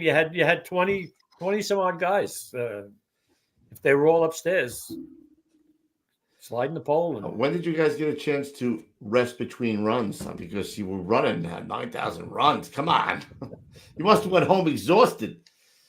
Yeah, you got pretty tired. I was very lucky. I was a person that could sleep pretty easily. If there was 10 minutes between runs, You could do it. Yeah. I got 9 minutes of sleep.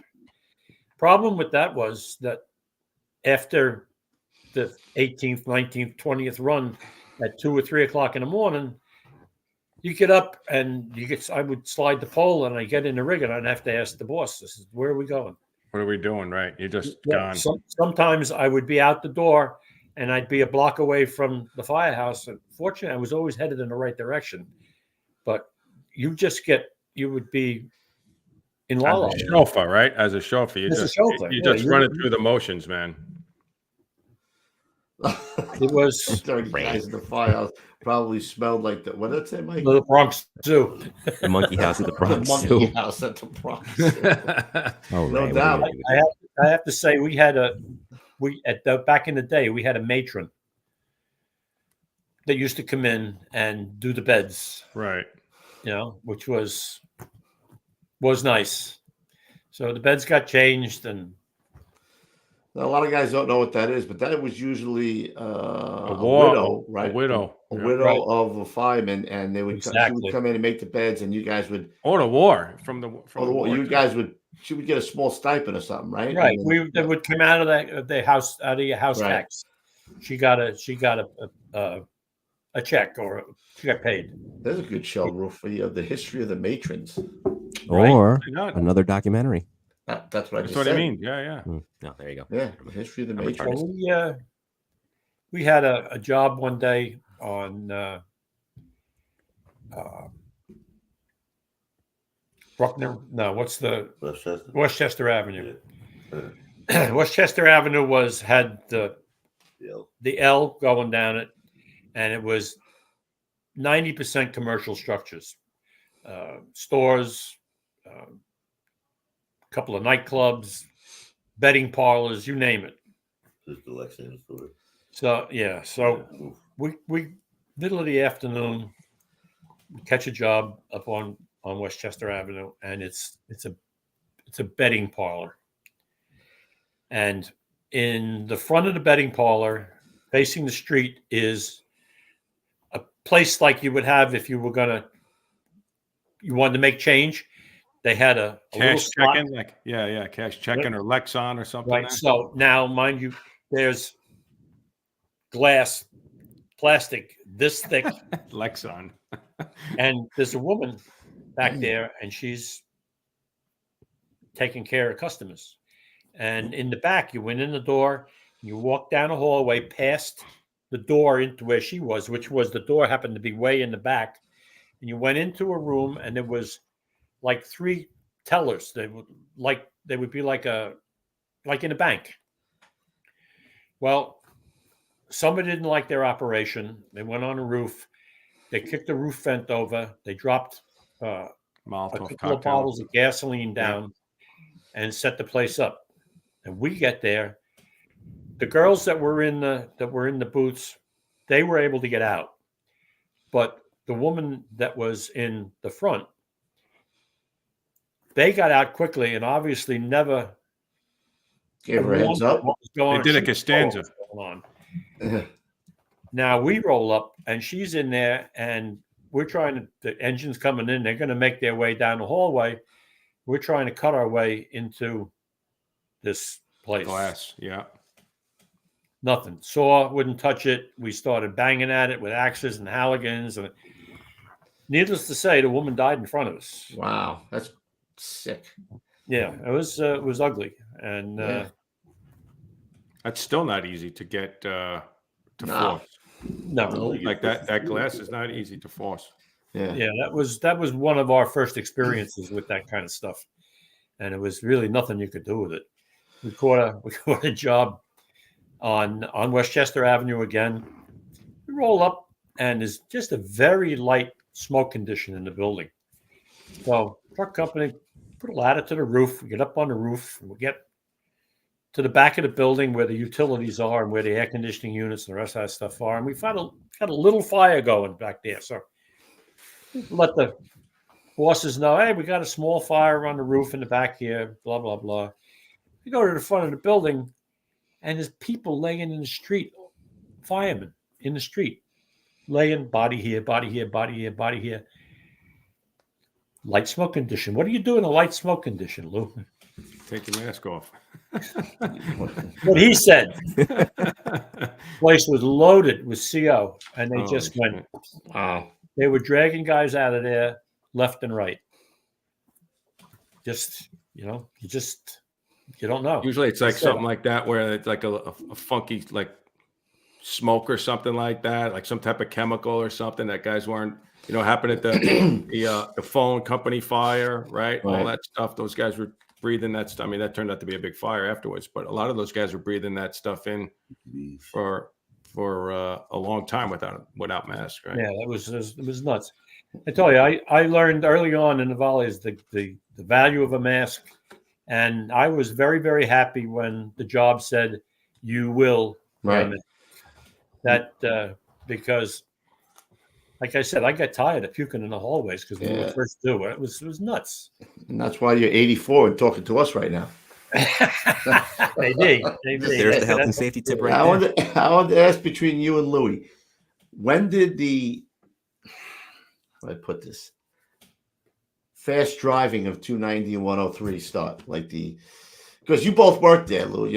Is it exaggerated or those guys fucking boogie in that rig? I'll let you go first, Tom. Well, I can tell you that I'm trying to remember. We would go down Livonia Avenue, and there was a spot where the road went off to the right, and it was one way against you. We had a box, 1838 Terminal 2. You must Van Sicklin, I think. Is that Van Sicklin? It was a special building box. We would go to that fucking thing 8 to 10 times a night sometimes. But there was one section of the road that was one block that was one way against us. God forbid anything got because we were going. It was hammered down, and we were going. Hammered down. Dude, if you're coming down Penn, Tony, how many times coming down Penn going towards Linden, right? For a box, like Linden is, I don't know how many, what is it? It's like 6 lanes. It's two, and 2. It's 8 lanes. It's 2, and you have the outer lanes on Linden. Yeah, right. Yeah. So it's 8. And we would come down there going towards Starrett. First due for fire. Bro, hang on. Like you were not. It was like, but I have to say this. There were 3 or 4 guys there. I've had really great chauffeurs in 117, like Frankie McCartan and Nicky Salmonese. But like Gersbeck, I talk about, Gersbeck, Freddie Gallagher, Schwicke, like those guys, and Dom Carino was in 290. Like those guys, and that before those guys in the 90s and the 80s, like they had incredible chauffeurs there. Oh. And I would say that there were guys that tried to be those guys. Yeah. That's where the problem would come, right?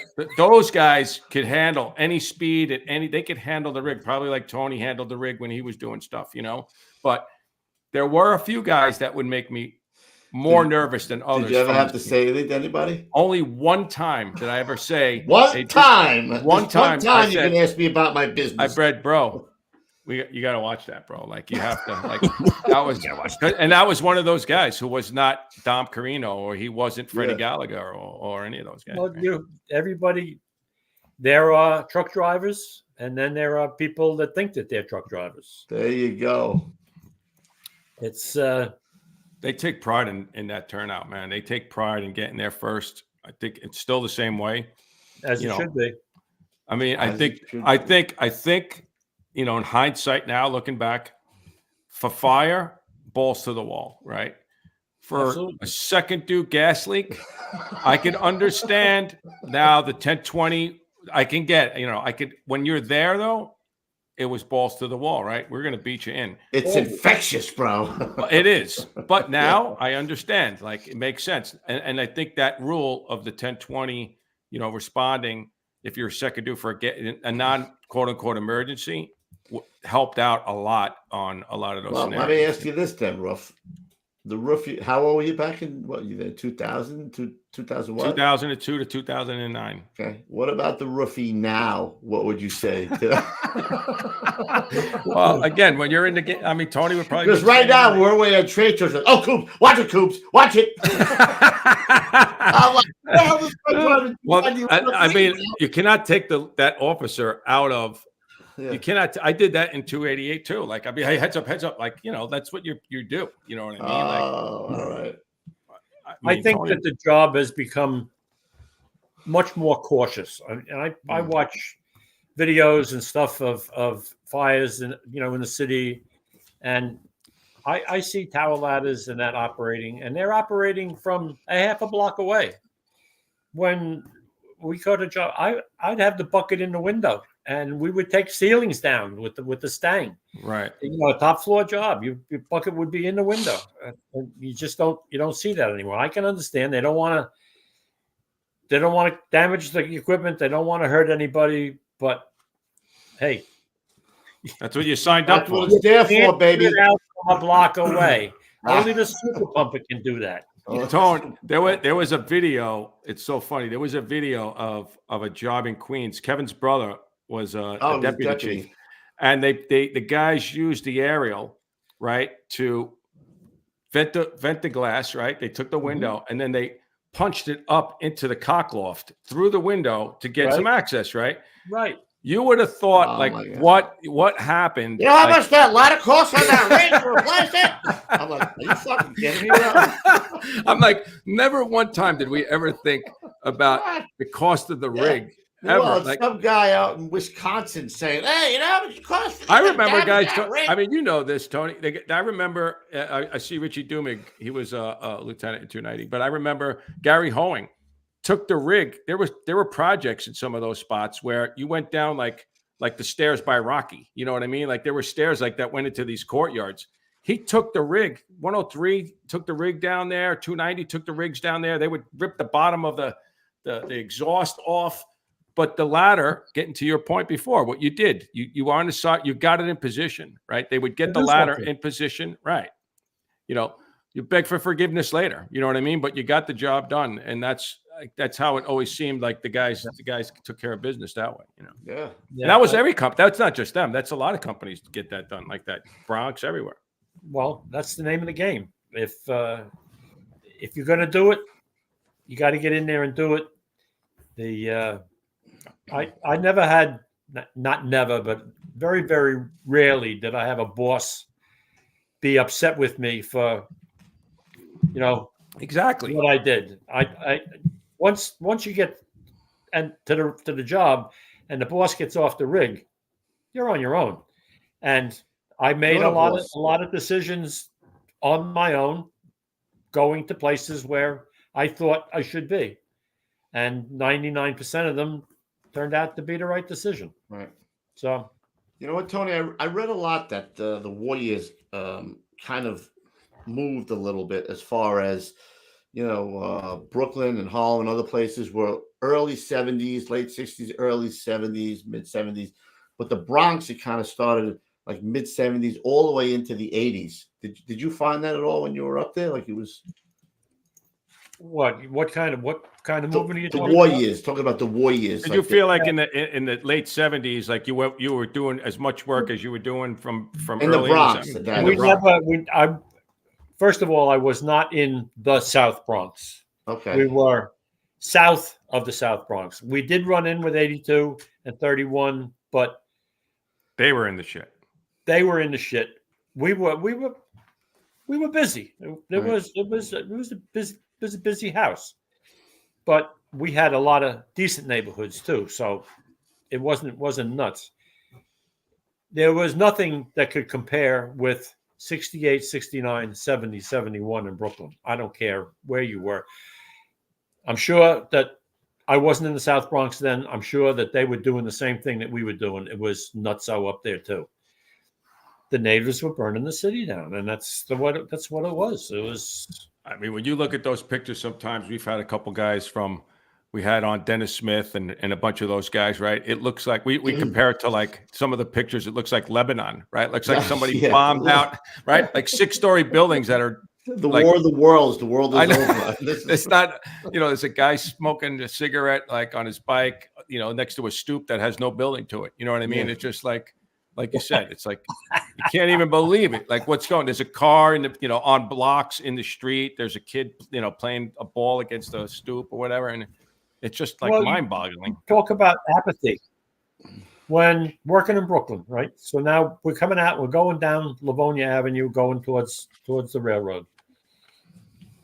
And maybe 2-3 blocks down, and we got a job right on Livonia Avenue.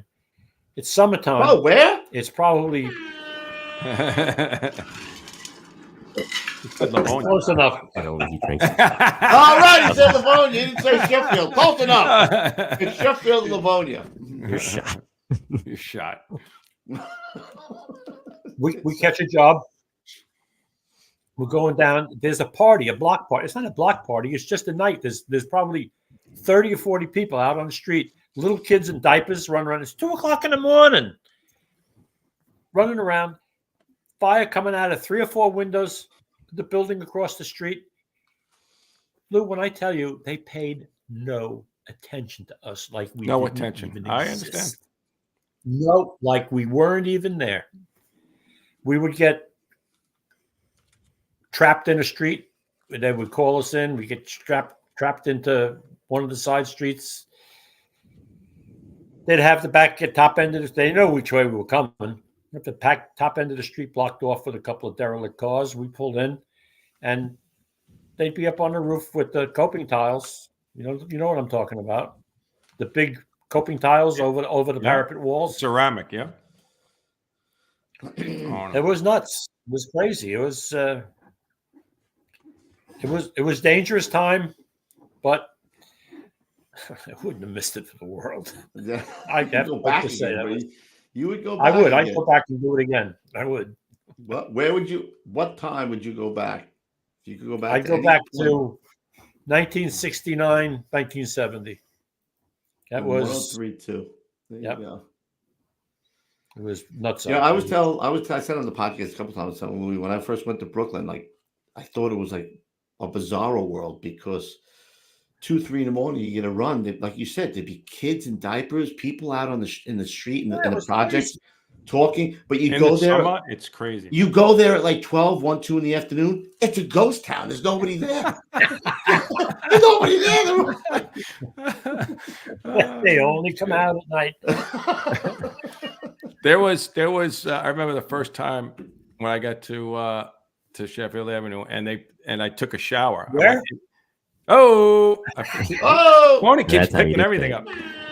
up. So I go in the bathroom, and I'm about to take a shower. Again, the place is a shithole. But in the shower, there's like right alongside the shower, there's a window. It's probably like a little bathroom window, like this big. You could just barely look out into the parking lot, right? And you get in the shower, and in the tile of the shower, there's tile this big, and there's a bullet hole in the tile, like and it's the bullet's not in there, but the tile's exact. You could see where the bullet is, and it would hit you right in the throat, at that level. And every time you go in there, when you're washing up, you have to look at that bullet hole, like in the tile. I forget. I think it was Variali talked about that. the reminder. Yeah. Well, when you guys were there, was the kitchen still on the second floor?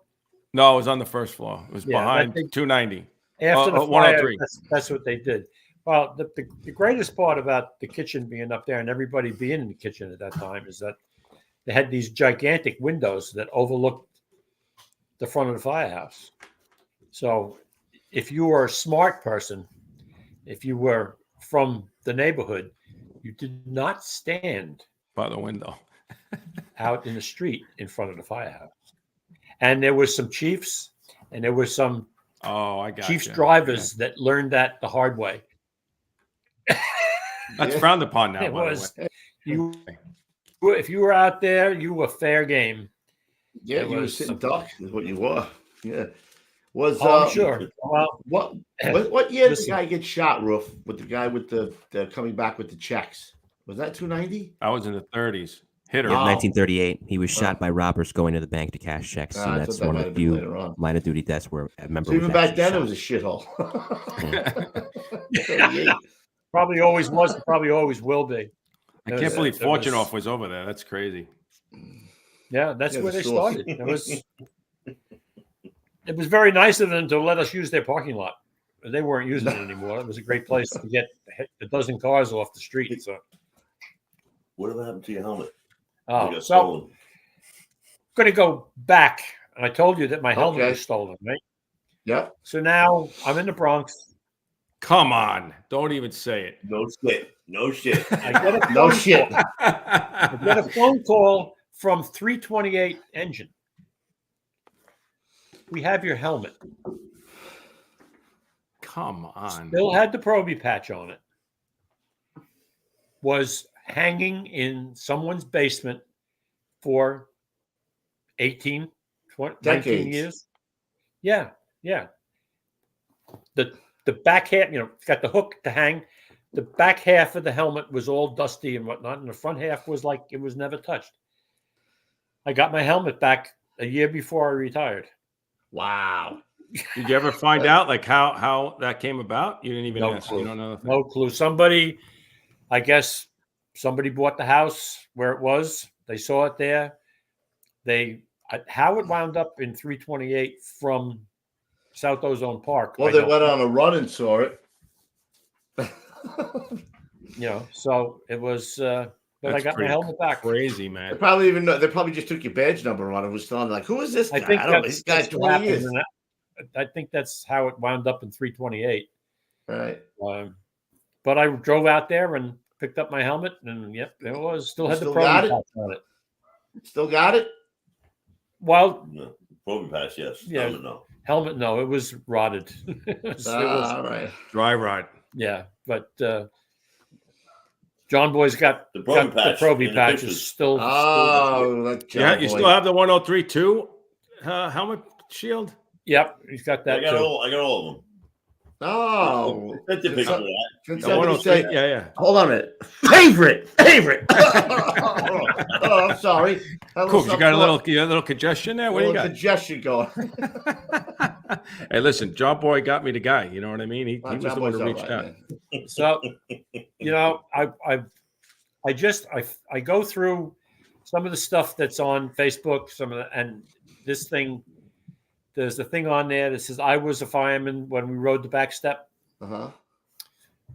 And I always look for 103 or 96, 54. And this just happened to pop up, the picture of 103 290s quarters, minus any buildings around it. And I said, wow, okay. So I very rarely ever put anything in there, but I just typed in, I says, wow, I was a member of 1031, 1032 from its inception to its demise, 1968 to 1974. Great house, great guys. And that's what I posted. And that's how you guys, That's what I'm- you saw. you people are obviously paying attention, and that's very scary. Well, and as soon as I saw that, I was like this. No, wait, I got to get this guy on the show. Oh, 103. Hold on a minute. Hold on, Mike. Hey, Mikey, put up a couple Where of those pics. was 103? Never heard of it. Never heard of it. I think it was down in East New York somewhere. On. You said you don't 103, you want 54 engine. Couldn't have been Either on one. Sheffield Avenue. Oh, maybe it was. Oh, where's the picture in the kitchen? I wanted to know what that was. Was It was this? a black Hang and on. white picture. Yeah, I sent you that too. No, not that one. The Wait a minute, picture in the kitchen is 54 truck though. Oh, that's 54 truck? Oh, all Yeah, right. yeah. And that one didn't come through. Go back to with the 103 where it looks like he's got a beard. What is that? Yeah, what that's was the legit. story with the beard? How do you get a beard while you're working? Jeremiah Johnson. Yeah. Well- Caleb. At the time, they didn't care. You could have whatever you want. So I had a nice black beard, and eventually the job said you're going to have to shave it off because you can't get a good seal on a mask. That was when they decided that everybody should wear a mask. Ah. Where is that picture there? All those trees are. That can't be. That in East is New York. down by Right. no, it was let's see, where the hell would it have been? It was down off. I think it might have been off of New Lots. There was like a pump house and a water district thing and that down there. It was like a bunch of trees. We were just down. That's where we went down and we were drilling down there. And that's where the picture was taken. I gotta tell you, even by today's standard, that rig is sweet looking, man. Right? It really is. I love the front of that, man. Fucking awesome. Whoever did that was a great job. What are the pictures you got, Mikey? Before we go to the old school tip of the day, pull up some pictures. Well, we also have this one. 54. Oh yeah. 54. Which guy are you? I'm the one with the curly hair. With the mustache? Yeah, that would be me. That's classic. There's a porn star mustache. Wow, chicka, wow, wow. Gee, it was brown then. It's not brown anymore. I don't understand what happened. Wow, look at that guy. And then we got this one, which we've been waiting. Oh, we to get saw to that all one. night. That's the ladies rig. Yeah. That's it, Mikey. You got no more? Oh, we got some more. Well, I went through. Holy Mac! Look at that 103 thing. I went through 3 tower ladders in my career. When I got there, we had a Mac tower ladder standard shift. Then we got a Mac tower ladder 6-wheeler that you couldn't stop. Stopping's overrated. Yeah, well, sometimes you have to. Yeah. Right. And then we finally got a 10-wheeler that was a sweet rig. That thing, I could make that thing sing. I love that, bro. You can make it sing. Good line. There's an next. Stole like a. You Look at a little drive smirk, it like a look at a rate little smirk on him there too. He's like, "That's right, mother jumper." Every time he talks about fighting fire or wheeling that thing, like he stole it. You know what I mean? He got a big smile on his face. When I used to go to work with my dad, if he was driving, they'd be like, "Oh, Tony, you driving tonight? Oh, awesome, great, nice." Because it was always going to be a ride, no matter what. It was going to be a ride. Can we see the guy? Can we see the guy behind the voice over there? Can we see the guy behind the voice, for crying out loud? All we hear is a voice on the side. No. Pop your head in there, bro. There he is. Nice. It's my more than you. That's my boy. That's my boy. favorite. It's It's what? He's got the old. We had a lot of fun together. Sure. Good days. It was a lot of good days. I actually brought my daughter in to the Firehouse to ride with us. Yeah.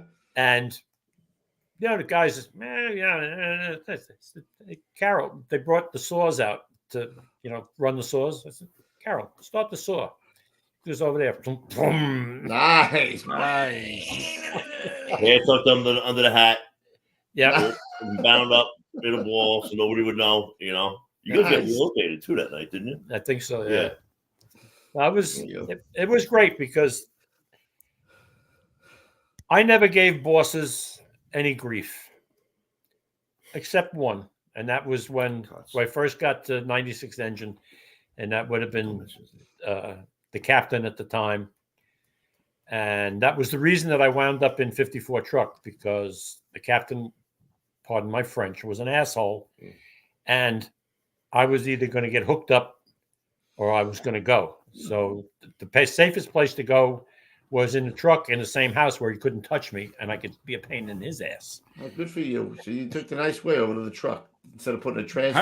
How did you end up retiring? Did you get hurt or what was this? No, actually, like I said, I was a sole breadwinner, and I was working 2 jobs, and I was always working 2 jobs. And my wife and I were in Pennsylvania for a vacation. I was on vacation, and we were talking, and I said, I really should retire. And she said, you should either shit or get off the pot. And when I was finished with vacation, I went back to work. I put my papers in. Wow. Like I said, I was always working 2 jobs. So I walked out of the Firehouse on a Friday and walked into a new job on Monday. Went back to my old trade, oil burner mechanic. I went to work for Marin Oil in Patchogue. And I worked for them for 5 years until I couldn't stand them anymore. The boss there was just Douche. another asshole All right. that would do anything he could do to screw you out of money, overtime.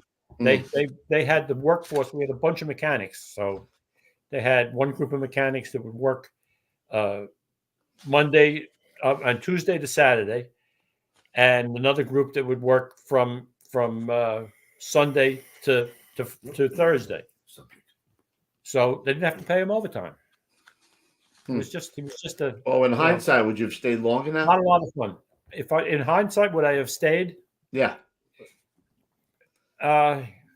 Dude, the guy had 40 years that he did in 22 years. You know what I mean? That was a lot of work, man. I was at the point where I really needed to only work one job. All right. And that's what convinced me to retire. I mean, I loved the job. I could see the handwriting on the wall with the EMS coming in. The engine 96 was starting to run their ass off, going to EMS calls. And I said, "Is this going to be wrap it up? No more. Wrap it up." You know, everybody knows when it's your time. You know when it's time. My uncle Bucky had 40-something years. I loved it. I really did. I loved it. But it was time to go. When you said the 20 years, you're working for half salary, right? You could be out. Yeah, pretty much. You know. Yeah, I was saying my uncle Buck was 40 years on the job. Said when you're on vacation, usually it happens. When you don't want to, you'll know that when you don't want to have that excitement of coming back, you know it's time to pack it in. 1032 and Sheffield Avenue. Whoa! Was a great house and a great experience. But I did the majority of my time in Story Avenue, 96 and 54. And when I tell you that was a house that was so together, they were a great, great group of guys. When we would go to the ski races up at Hunter Mountain, we would put 5 teams on the mountain plus spectators. The only people that were back in the Bronx were whoever was working that tour. That was it. It was the whole house was up there. It was amazing. No, that's good when the whole house is everybody's on the same page with that stuff and turn out for stuff. That's good. And when I got to 96 and 54, the Firehouse was only built in 70. It was like 72 or something like that. It was a fairly new firehouse. And that's when the companies were formed. And, you know, when you open up a new firehouse and you have to populate it, where did most of the populated members come from? Any firehouse in the area got rid of their drunks. Oh. Hello. That's what happened, and that's the first reputation that 96 and 54 had, that it was a drunk house. When I left there, it was highly respected by the deputy chiefs, the battalion chiefs. We never ever gave them any cause to come down and give us grief. We took care of business. Did we party? Retirement parties? Allegedly. We had a balcony out off the back of the bunk room that was over the kitchen. We was a veranda, and we had a retirement party. There was a barrel of beer out on the veranda, and the chief's aide came up, had a beer, and they left. They didn't have to worry about us because we kept our shit together. It was a really, really great house. 96, 54 was, in my estimation, aces. They're really something.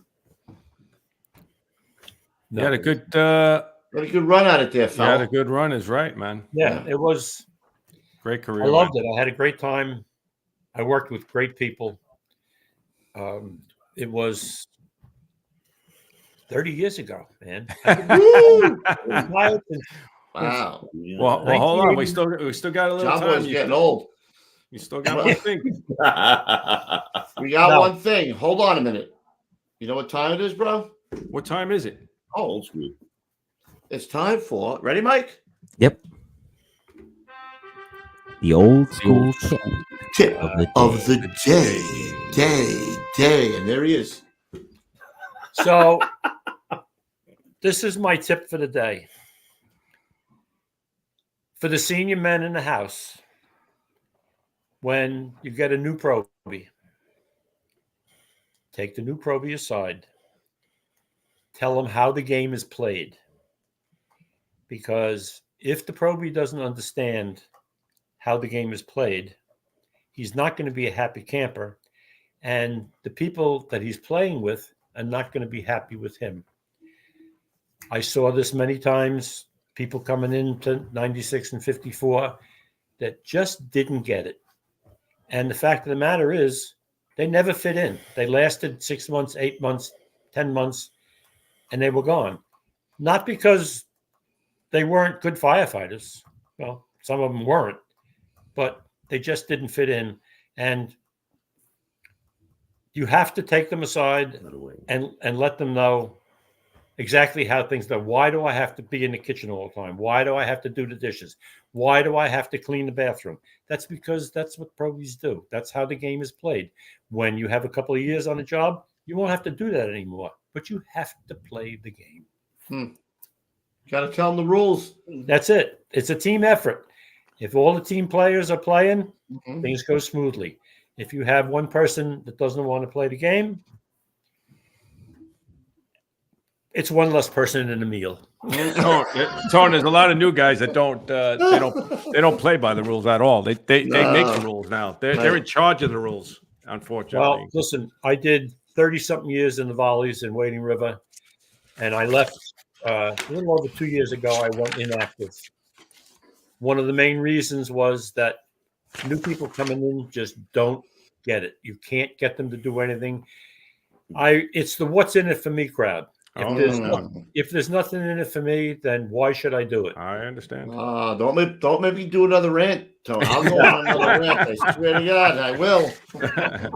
It's very sad, but that's where we're headed. And if you look at the bullshit that's going on in the college campuses and now right now, there it is. That's that kind of nonsense. That what's in it for me coming out. It's very sad. Why? I don't want to say it again. They get a beating when they were younger. They get a beating when they were younger. They need a what beating. he said. Exactly. Mike, we got one more commercial, buddy. We do, and that is the health and safety tip, which we've talked about a bit tonight, but here's I'm another going one. to elaborate on that, Mike. Thank you. Right after this. The First Responders Center for Excellence is a not-for-profit organization dedicated to protecting the lives and livelihoods of first responders. Their education and research initiatives aim to bring greater awareness and understanding to the challenges to the health, safety, and well-being of firefighters, EMS personnel, and other first responders, too. They are an affiliate of the National Fallen Firefighter Foundation. We don't have to say it. We don't have to explain, Lucy, right? This man at 84 is here today because he took pride in wearing his mask, bro. Don't be macho. Don't be cool. We say it all the time, me and Louie. Overhauling, car fires, going into jobs. Put your goddamn mask on, will you? You're not there for a reason. You're not, impressing anybody by taking a beating and throwing up in the hallway, right, Tony? Absolutely right. Complete stupidity. Right. So do yourself a favor, do your family a favor, do your kids a favor, do your wife a favor. Put the mask on. Yeah. That's all I got to say about that. Tony, thanks for coming on. You and John Boy over there. Appreciate it. Thank you for having us. Yeah, I really enjoyed it. Really good stuff, too. man. Yep. Very nice. Great career. Monday, we got Chief Myers coming on the job, bro. Yep. Come on the show. What'd I say? On the Come on the job. job. Oh, on the show. I think he's been on the job quite a while. Yeah. Give me another Sheffield. I'll be. We got him on the team. We got him on the team. All right. I do have one shout out. Rookie, you got any shout outs? I do not. Oh, I do. If I can find the standby one guy, it is. I promise this guy give him a shiz out. Oh, I know where it is. Stand by 1 second, please. And it is. So, Lou, you get pulled over. Cop's going to write you a ticket. You tell him, Hey, I'm on the job. And what does he say to you? Not my job. You're on the wrong job. All right, so Utica Fire Department is having its 150th anniversary, bro. 150 years. Celebrating 150 years. Sunday, June 1st, 2024 at 6 p.m. at the Doubletree Hilton Hotel in Utica, 102 Lafayette Street. It's only $60 a person, bro. Music, entertainment. So if you want to get in on Utica's 150th anniversary, Do it. do it. I guess you can Google it, or you could. That's all I got here right here. I don't know how else they're gonna get to it. I do have an email, Mike, but it is. Forward to me. That way, next show we could have it up to give him another. Yeah, we'll put it on the thing next time. I can't see it right here. So You really came prepared, didn't you? I did. I'm all over it. I'm on it like fucking white on rice. All right, guys. Like I said, we got Maya's coming on Monday. So great show. Thanks, Tony. And, Thanks, Tony. Boyd, Thanks, John. Mike, thanks for coming Thanks on. for having us. Tie and no pants. Appreciate it. I have pants on. Keep the faith, brother. All right, guys. See you on. All right. Mike, what are the Knicks doing? They're collapsing right now. They're up 1, but Oh. they're up 19. And I get killed. I said this on I Twitter gotta just go. I'm gonna briefly. throw I up. get All right. killed for being too negative. I haven't seen a championship since I was 12. I have a right to be pissed off. What, the Rangers? Yes, mean? you do. The Rangers, the Knicks, the Giants, the Yankees. Knicks haven't had a seen- championship since the 70s. I haven't bro. seen any of my teams win a championship since the Giants won the Super Bowl 12 years So ago. you're We're a talking Giants fan. All right, I Obama's gotta go. first All right, term. guys. We'll see you on Monday. Until then, stay low and go. All right, everybody. Thanks, We'll see you at the guys. big one. Thank you again, Tony. Stay On well. behalf of all involved tonight, Mike Cologne, we'll see you next time. And the tones are a dropping. Good night, everyone. Have a great week. I love that, man. Take care.